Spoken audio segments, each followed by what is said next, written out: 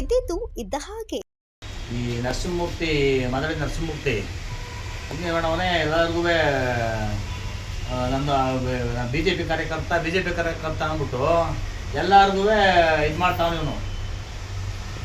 ನಂದು ನನ್ನಲ್ಲದೆ ನನ್ನ ಜಮೀನು ನನ್ನ ಇಲ್ಲದ ಜಮೀನು ಇಲ್ಲದೆ ಅಲ್ಲದೆ ಅಂತ ಹೇಳ್ತಾವ ಕಳ್ಳನ ಮಗ ಅವನು.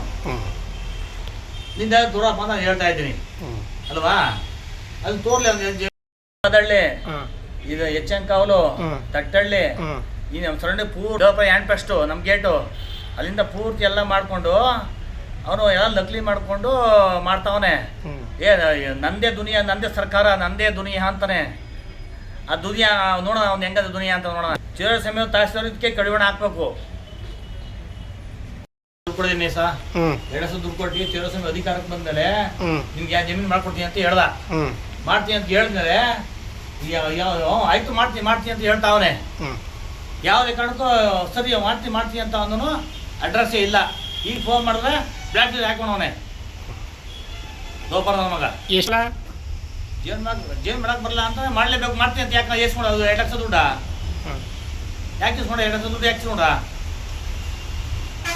ನೀವು ಫೋನ್ ಮಾಡಿಲ್ವಾ?